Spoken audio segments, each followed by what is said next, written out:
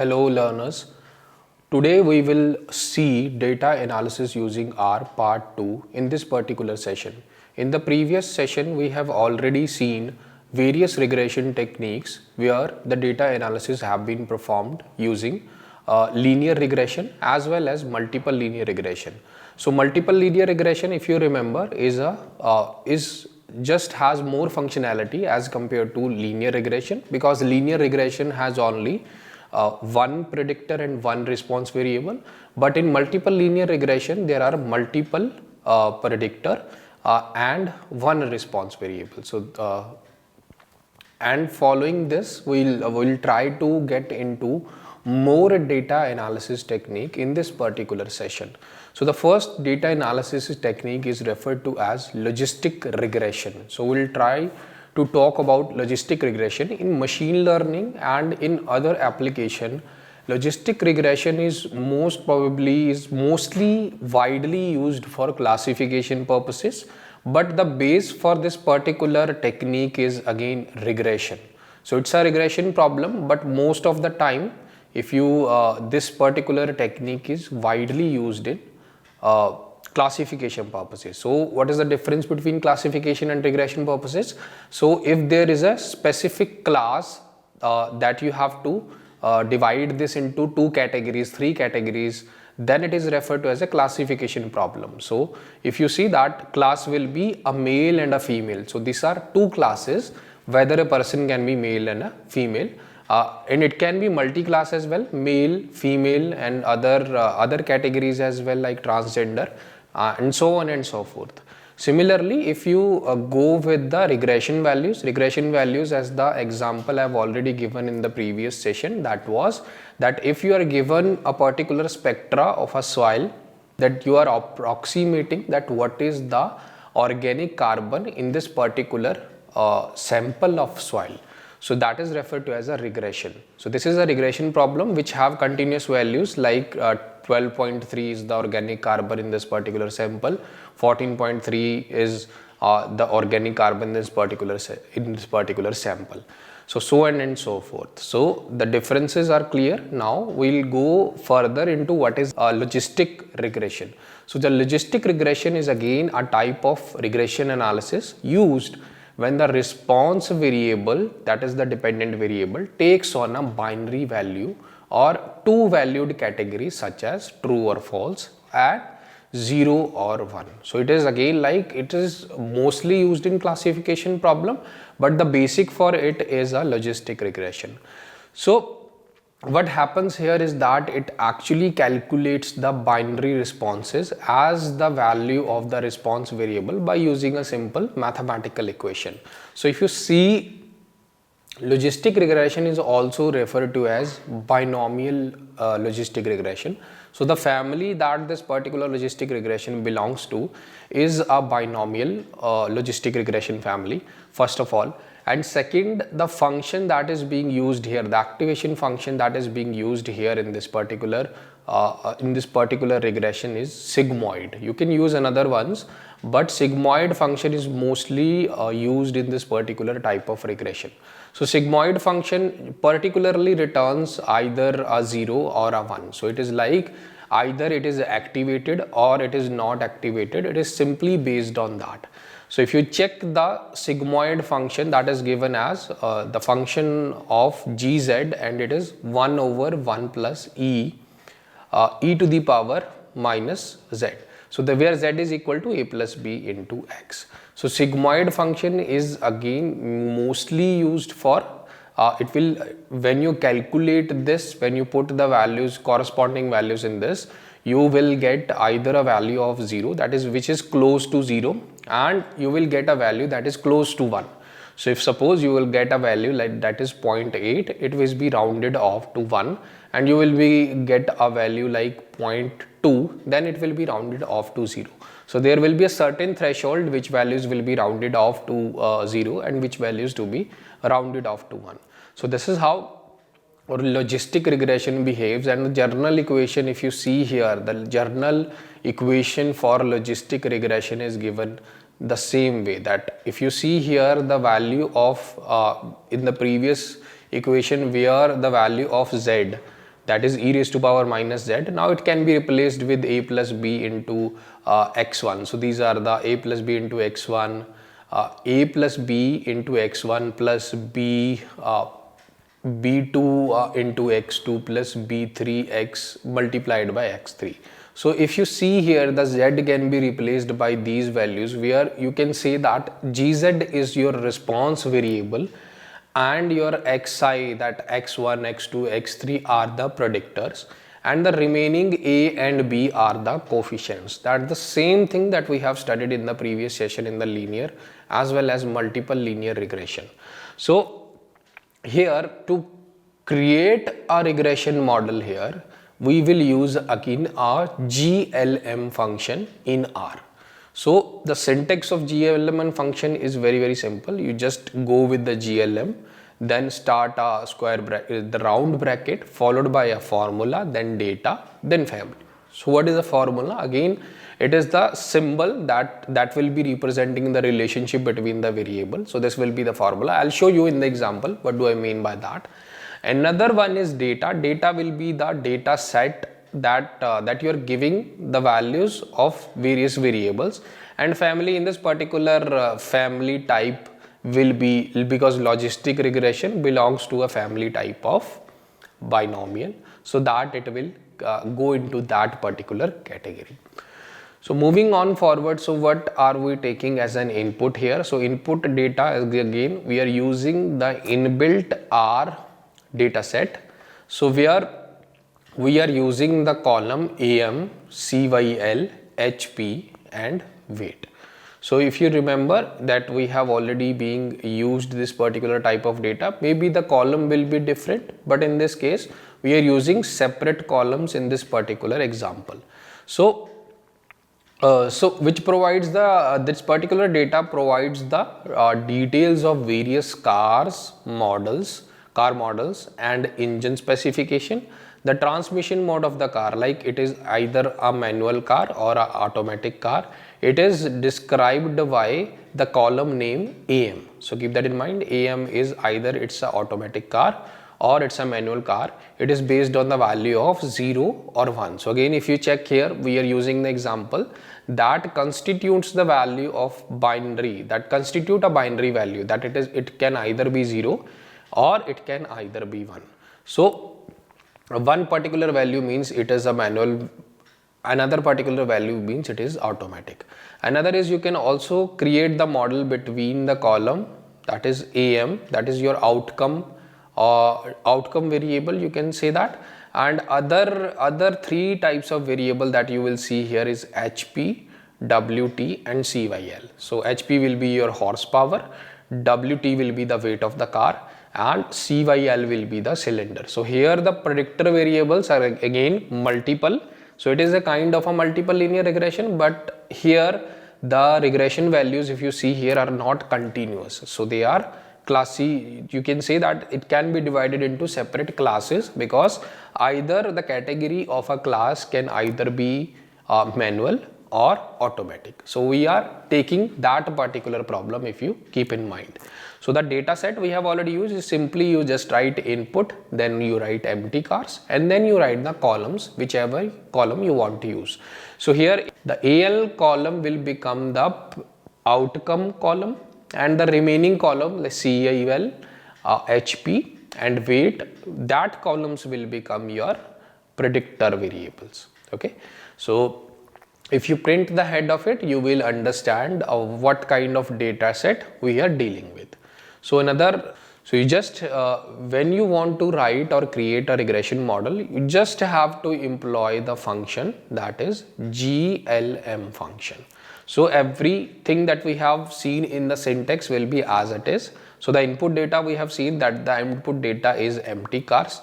Now how to apply this particular model? You just simply write am.data, so where your relationship and the regression model will be stored, that is the variable, that is am.data, and then the same GLM function, and then here the formula, that the relationship formula that you want to find out, that what is the relationship between two particular between the variable am and three particular variables that are CYL, HP and weight.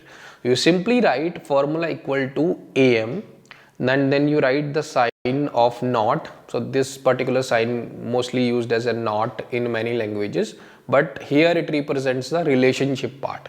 So AM relationship CYL plus HP plus weight.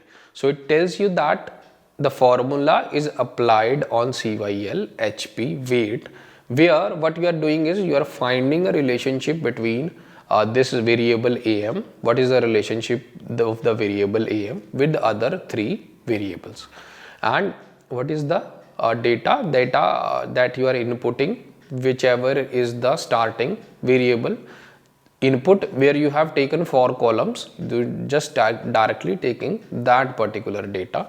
And what is the family? Because it's a logistic regression, so the family of the regression is binomial. So there are other particular families as well, but we are dealing with logistic regression, that is why the family name here is binomial. Similarly, now you can simply print the summary, whatever is stored in am.data. Now it will find out the relationships, what are the intercepts and what are the specific values of creating a model, and then you can print the summary of that. So if you print the summary, you will see here that it will find out the deviance residuals, and then it will find out the coefficient with intercepts, and then it will also show you the significance level, it will also show you the null deviance, and it will also show you the final residual deviance on the degree of freedom that is being given in the program. So also it will tell you that how many number of iterations that it required to get to that point. So the number of iteration in this particular question that we have done is 8, that is referred to as number of Fisher scoring iterations. And if you see here, the null deviance is 43.22 on 31 degree of freedom, and the residual deviance is the 9.8415. So residuals are that whatever you have the observed value minus the predicted value, that will be the residual, and residual deviance will based on that how much it deviates from the original value. So now if you see here that what this null deviance value demonstrate, it demonstrates that how well a model with an intercept term can predict the dependent variable. So whereas your residual deviance can tell how well a model within the predictor variable can predict the dependent variable. So these are two different things. The null deviance demonstrates that how well a model with an intercept term can predict the dependent variable. Now the residual deviance represent how well a model with the predictor variable can predict the dependent variable. So there is a difference between these two. In the first one, the null deviance contain with an intercept term. So this is the difference between these two. So there is an intercept term in the null deviance and there is a residual deviance. There is no intercept term. So it is totally dependent on the predictor variable that can predict the dependent variable. So deviance, if you see that it is a good measure of a fit of a model. So you can say that based on the deviance, based on the value of the deviance, that you can say that this particular model that you have created, that is your logistic regression model, is showing a good deviance, and therefore it will show good result if you input any or if you predict any unseen value. Similarly, in the summary value here, you can also see that there are p values.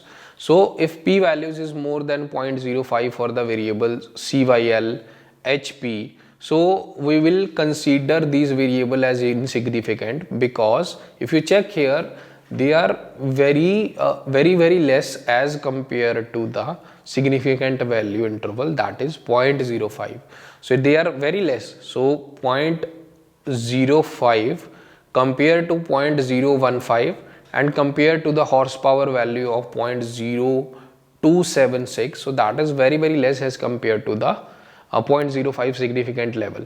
So you can consider them that they are insignificant in contributing to the value of the variable am. So am means that whenever you are saying that either it's a automatic car or it's a manual car, so for that type of variable cyl and hp, they are both variables are not the values of these both variables HP, that is horsepower, and CYL, that is cylinder, they are not required because their significance level is very less as compared to the p value that is being set to 0.05.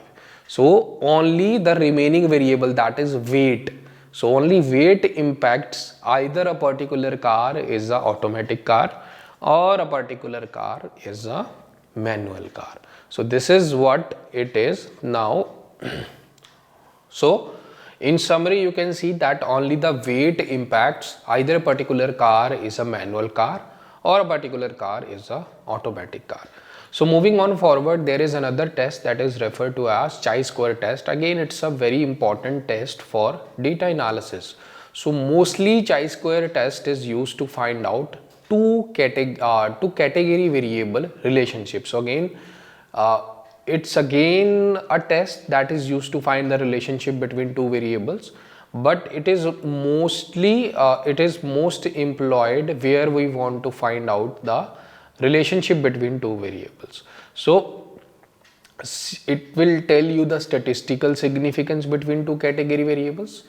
Both variables must be binary, so it is like that either it can be 0 1, yes no, male female, or any other thing like color coded, like it's green not green, red not red. So it can only have two category values.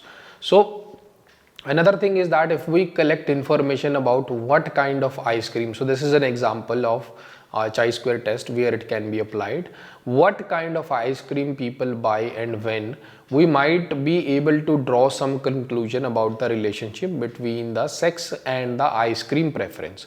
So either there are females that prefer ice creams, or there are males that prefer more ice cream at a particular instant of time or at a particular interval of time. So if there is a link, understanding the sex distribution of the customer will help in ordering enough of certain taste to satisfy everyone who comes in. So if you see here what we do, chi-square test will be again is very important in uncovering the relationship that is existent inside the data, which is not visible directly. So when you apply chi-square test, you will be uncover many relationship that you cannot be able to interpret by directly looking into the data. So moving on forward, what is the syntax of? Syntax is very simple. It is CHISQ dot test. So again, ended with a function brackets, that is open bracket and a close bracket. The basic syntax is chi-square dot test, and in the bracket, inside the bracket, the argument will be data. So whatever you put inside the function chi-square dot test will be the data part, that whichever you are inputting, and it will perform calculations of it, and it will certainly print the result, and based on the results you can understand what actually it is interpreting and what actually it is outputting, so that you can understand the relationship between the data within the data. So one thing that you have to understand, whenever you use open bracket after a certain keyword, so always remember that it's a function. So it's a function. So inside a function, inside these brackets, you will always pass arguments. So here the argument is data.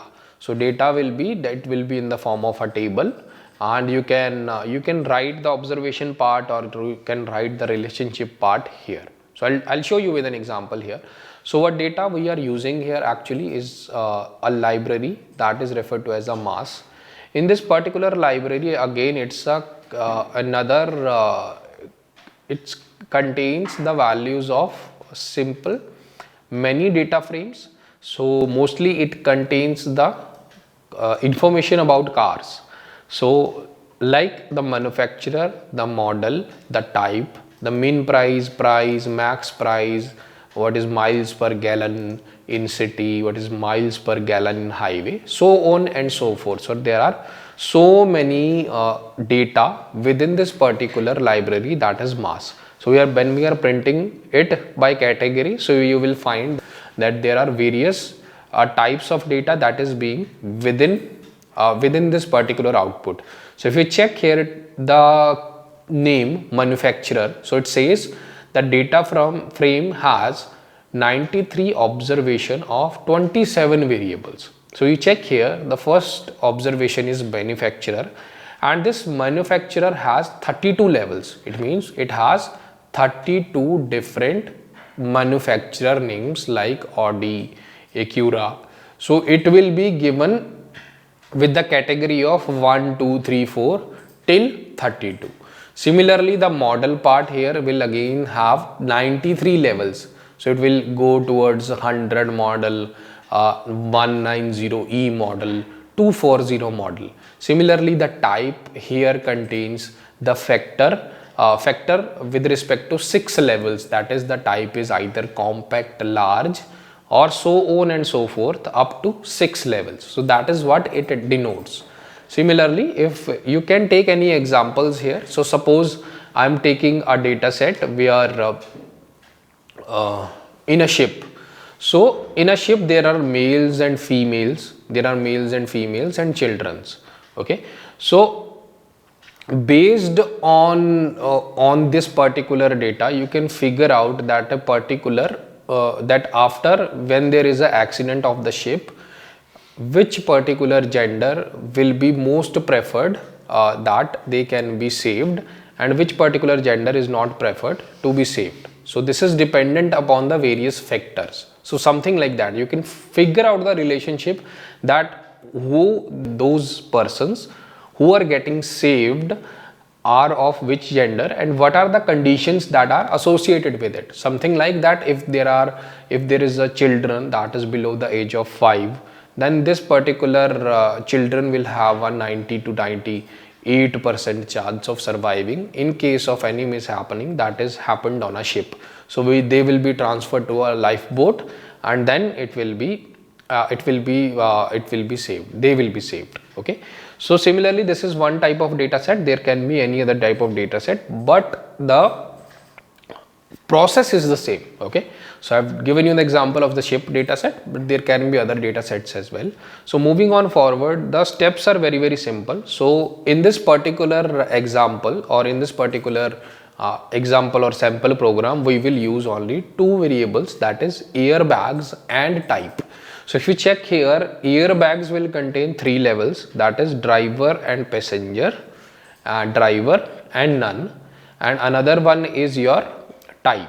So if you check here, type has 6 level, either it is compact, large and small. It is based on that, either it is small or large. So moving on forward, if you print the data here, so I am taking a variable car.data, and in that particular data we are taking 2 particular columns from the data frame that we have taken. So the data frame has mass data set, and in that particular data set we have taken 2 columns, that is airbags and type. When you print that data, now we have converted this particular data frame into a table, and when you print that car.data, it will look like this. It will say driver and passenger constitutes to a compact, driver and passenger, then large, then mid-size, small, sporty, van. So it is telling you about what is the category of the airbag, and what is the category of type. Okay, so car dollar type will be driver and passenger, driver only, and then there is another is none. So these are the corresponding values that will be written here. So if you perform the chi-square test, the chi-square test is simple. You just have to write the function chisq dot test, and then you just in the argument pass the car.data. Now it is a responsibility of the programming language that to uncover the relationship that is existent between the data within the data. So if you check here, Pearson chi-square test have returned a x squared value of 33.001, the df value of 10, and the p value, that is 0.0002723, that is very less. So p value should be greater than or equal to 0.05 to be significant, but it is very less. 0.0002723 is very less as compared to 0.05. So the results show that p value of 0.0002723, which is less than 0.05, which it indicates a strong correlation between the variables that we have chosen. In addition to it, the value of chi-square is also high. So if you check here, the value of chi-square is also high, and the variable type of car is strongly related to the number of airbags. So it is strongly related, means the type of car. So the category of car will indicate that how many airbags are present in that particular car. If a car is a SUV, then number of airbags can be more as compared to the number of airbags that is contained in a compact car or a small car. So that is why chi-square test is one of the useful tests in finding the relationship between categorical values. Categorical values means that the binary values, either it's ones and a zero, either it is male and a female, something like that. So moving on forward, our last data analysis technique, that is time series. So time series data example will be your stock exchange. Like if for a certain interval of time, how a particular stock is behaving, that will be the example of a time series data. Another will be that whatever is going on with respect to time. So this is a keyword here. With respect to time, what you can do will come under your time series data. So a time series data is any metric that is measured at regular intervals. It entails deriving hidden insights from time based data, that is years, days, hours and minutes. So if the time series data will be what is your BP, what is the value of your blood pressure during the day or during the year, or during 10 years, what is your blood pressure reading and how it is changing, how it is impacting your health, that always will come under a time series data.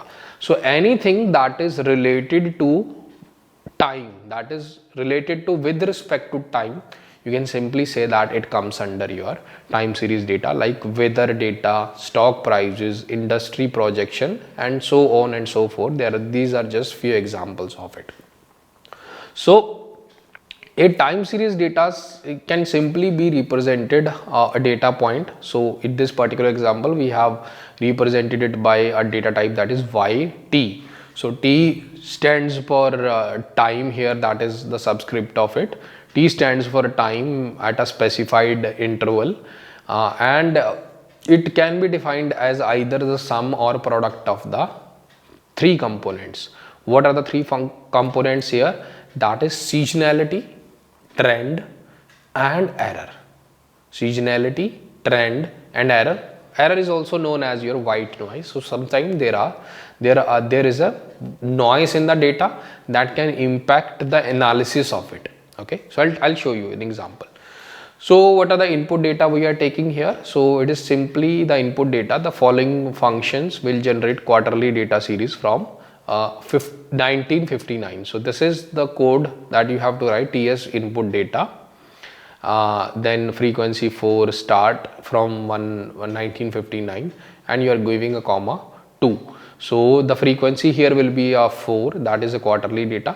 And again, if you want to generate monthly data, you can go in the following way, that TS 1 to 10 frequency you can give is 12, and so on and so forth. Similarly, if you want to go with the yearly data, you can use this piece of code that is given here: TS input data, then start date you can give it 2009, and the end date you can give it 2014, and you can set the frequency to 1. So it will understand that you want to generate a yearly data. So There are two time series. First is your additive time series and other is your multiplicative time series. So it can be used accordingly. So if you are using the additive time series, what you will do, you will take the variable y t and then you will add the seasonal time trend, and with that the error or the noise part. So this is additive time series, that is why it is added. Another is the multiplicative time series, that is yt. Now instead of addition, you will multiply the seasonality, trend and error. Okay, so these are the differences between these two. And then the dated time series can be converted from multiplicative time series by just taking the log function on the time series. So you can also do that. You can convert the additive time series to a multiplicative time series by just writing additive ts equal to log multiplicative ts. So that is very easy to do. So stationary time series, the steps are written here. So a time series is considered as stationary if some of the following conditions are satisfied. So when the mean value of a time series remain constant over an interval of time, over a period of time, then it is referred to as the variance does not increase. So that is why we can refer this to a stationary time series. Another has that the seasonality has a minor impact. What does this means? This means that it has no trend or seasonal characteristic, making it appear to be a random white noise regardless of the time span viewed. So you can easily convert a time series as stationary. Steps to convert a time series as stationary: that you can take each data point in a time series that is differentiating, is differentiated by subtracting it from the one before it. So it means that if there is a time series that is given, so you can subtract the next one to the previous one, and then you can see what actually is happening, what is the trend that is going on. So it is a frequent technique for making a time series immovable. To make a particular stationary series out of time series, you can patterns 1 and 2 differentiation is required. Okay, so this is how you can extract the trend and seasonality and error, so using the decompose function and forecast function. So simply you can use the command, that is you can take the data, that is EU stock market data, and you can take that data and you can decompose the time series data. So you simply use the function decompose and write the time series data inside it, and just write the type of the time series that you want to use. Here we are using multiplicative, so the type will be multiplicating, and you simply plot the result, whatever will be the result that you are getting after the decompose, and then you can print that or plot that result. After that, if you want to convert it into a stationary part, so you can also do that with the previous with the function or with the procedure I have already told you about. So you can also write a result of st stationary. St, you can use the function st and then time series data s dot window, that will be periodic. Similarly, you can also create a lags of time series. That is how it will be, that you can take function name lag and it will be dependent upon the time series. So it means that if a function named is lag and you are inputting in the argument, you can input a time series data, and then after that you can give a period. Okay, so if you write 3 here, it means you are shifting to 3 periods earlier. So that is how it is done. So this is how the time series data analysis is performed. In the next particular session, we will see about the classification and clustering. So thank you.